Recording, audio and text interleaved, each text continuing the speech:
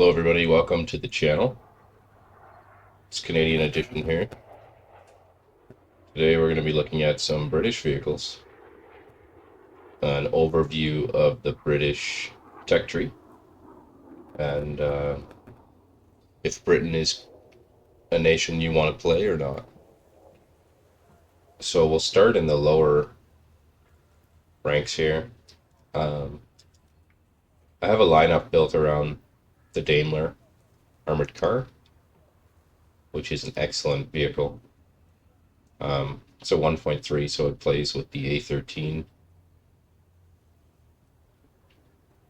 There's a few variants of the A13.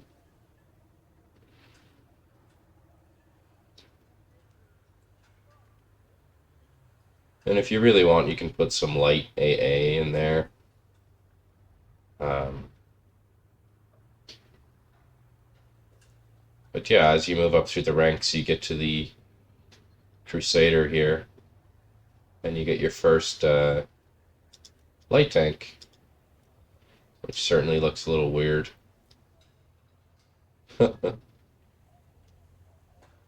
Sort of dinky.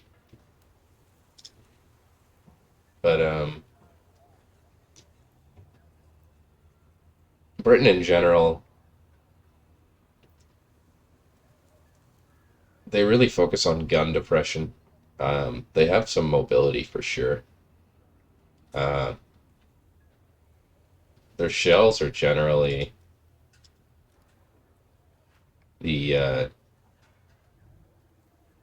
CBC armor piercing cap ballistic cap shells, kind of shrapnel style, and then you get up to the Sabo.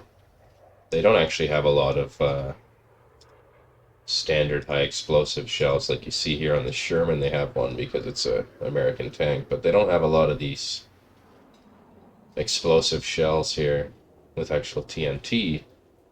They rely a lot on the M72 shot style shells. So that's something to be noted about Britain for sure. Some of their standout tanks, like tanks that you're probably going to want to unlock and have fun with, the Daimler armored car is definitely a really fun tank to play.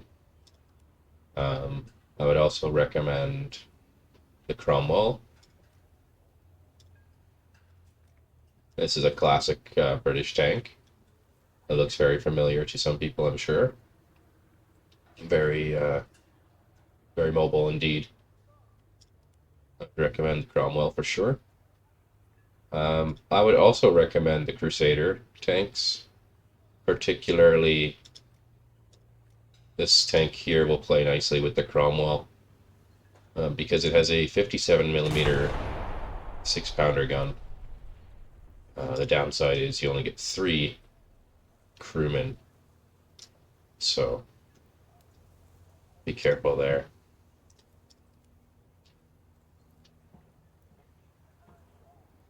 Other tanks to note for the British line is their tank destroyer differs from the American tank destroyer. It gets a 17-pounder gun, when the Americans have a 76 millimeter American style gun instead of this 17-pounder cannon. So it's something that stands out for the British for sure. They also have some South African recon style vehicles. You'll see here these SARC tanks, or SARC. They're really goofy looking. This one's got a 57 millimeter gun in it. A battle rating 3.3. That will be very useful to play with the Cromwell as well. Then you get up to the Concept 3 here. These tanks, although goofy looking, are very useful. I highly recommend this particular model. Some other tanks to note for Britain is the unique Sherman Firefly, which is our favorite Sherman tank with a British 17-pounder gun inside. So I would highly recommend giving that one a try as well. Definitely one of the standout tanks for Britain. They also have the Churchills. I don't really recommend them. Some people like them. This one has two guns, one in the hull and one in the turret, and yes, you can fire both. So if that's your thing, but they're really slow. These Churchills are very slow.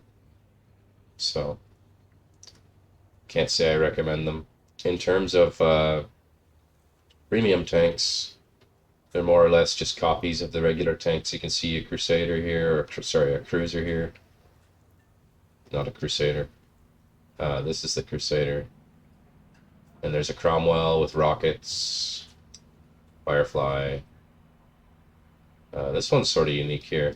This is the AC4, which I actually do really recommend. I recommend this tank highly. If you're looking to make a purchase with some gold and grind, I would recommend this tank. Other tanks for Britain that you're going to want to get would be the Comet. This is probably one of my personal favorites for Britain. Just a really nice, sort of the Cromwell's bigger brother. Just plays very similar to a Cromwell, but it's got a lot better features. One of which being that nice gun. And that's as far as I would recommend for Britain. You can go up into the Centurions if you want. I haven't done so yet, as you can see. And I've been playing this game for 700 hours, so I don't foresee myself playing these tanks. They're just not particularly strong, in my opinion, versus some of their counterparts. But if you do want to play with them, they're more of like gun depression,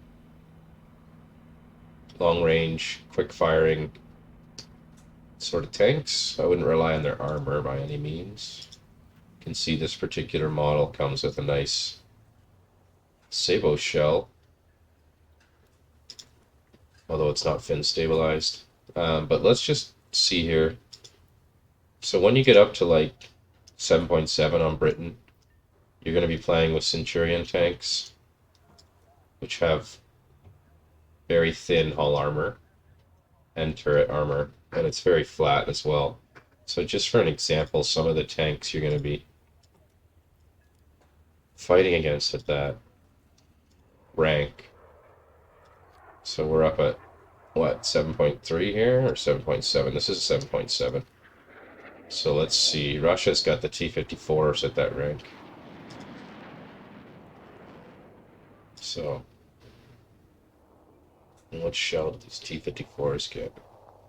It's a 201 shell, 220 shell. Where does this come from? Yeah, that's the T-54 shell. They can fire heat. Well, so the Russians get 380 heat, which will destroy you no matter where it hits you. Anywhere. Pick a spot, you're dead.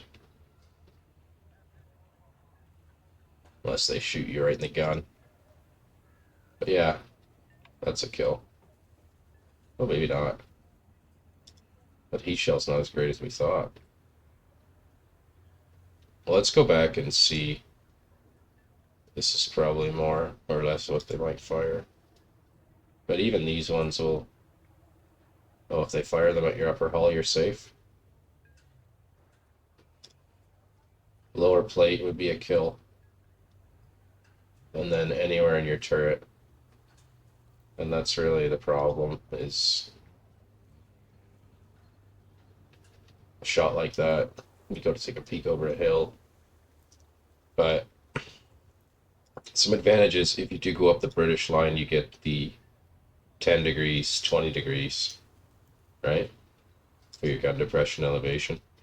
And if you look at the USSR comparable tank here, they got 4 and 17. So 17 is comparable, but 4 is certainly not 10. They can fire that heat shell. Yeah, the Russians have... I mean...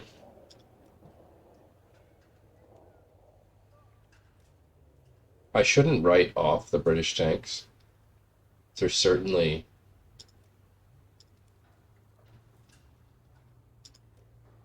If you do want to go up the line, you can. I'll make another video later when I play them a little more. But I can't sit here and recommend tanks that I haven't played. I haven't even spaded these ones yet. So, as of now, I would recommend you stop at the Comet and really consider if Britain's right for you. And if you're just a die-hard British fan, then go for the Centurions. And if you still feel like, damn, I love these Centurions and I want more, then go for the Chieftains. And once you're at the Chieftains, you're probably going to want the Challengers. This is a Challenger as well. It's just called the Black Knight. Just a variant.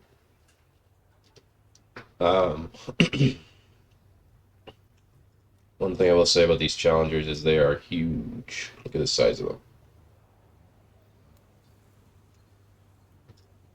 Compare that to a Russian tank.